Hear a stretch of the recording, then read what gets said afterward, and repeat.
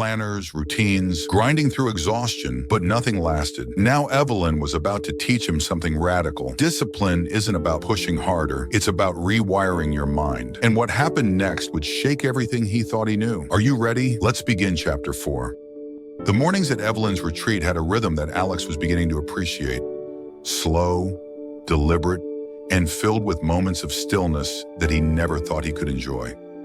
But the peace he felt during the quiet hours of reflection was often interrupted by a constant undercurrent of doubt. What if this new approach didn't work?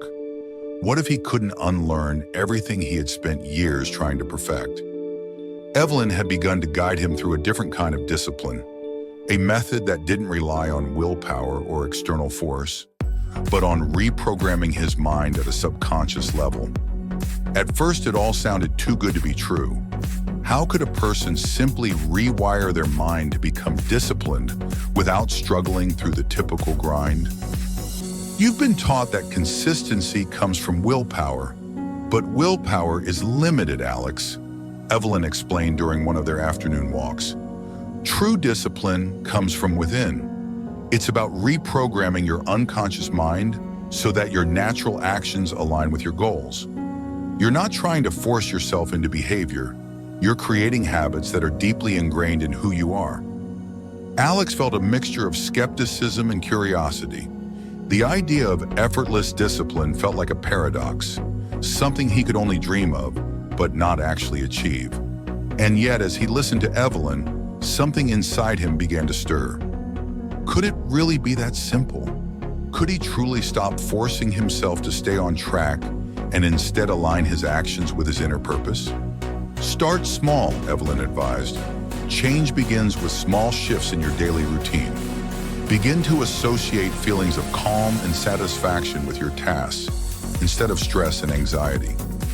Your mind follows your emotions, Alex. If you train it to associate success with peace, it will begin to act in ways that are congruent with that belief. The first day of implementing this approach felt like walking on shaky ground. Alex began with the simplest of tasks, his morning routine. Instead of diving straight into emails, rushing to check his calendar, and immediately jumping into work, he took a moment to breathe, to focus on the sensation of the air filling his lungs, to acknowledge how his body felt. It was strange, almost counterintuitive, to slow down when his mind was so accustomed to racing. But as he did this, he felt a flicker of something different, something unexpected. His body felt less tense, his thoughts less scattered. He began to notice the difference in how he moved through his day. He didn't need to push or force. Tasks that once felt like burdens now felt lighter, easier to approach. For the first time, Alex felt like he wasn't dragging himself through life.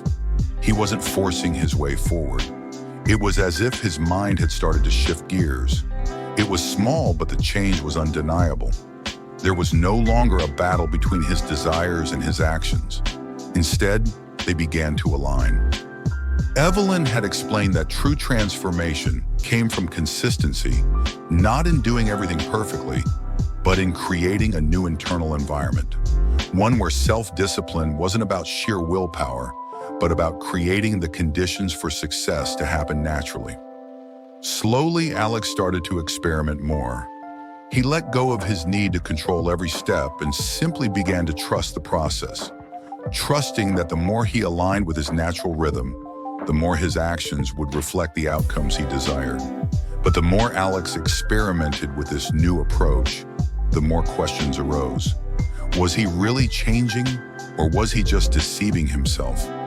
Would this effortless discipline hold up in the real world?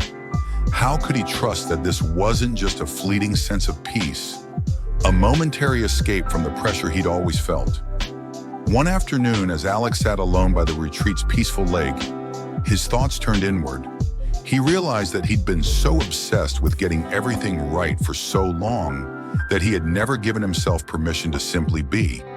He had always believed that if he wasn't forcing himself to do more, to achieve more, then he was failing.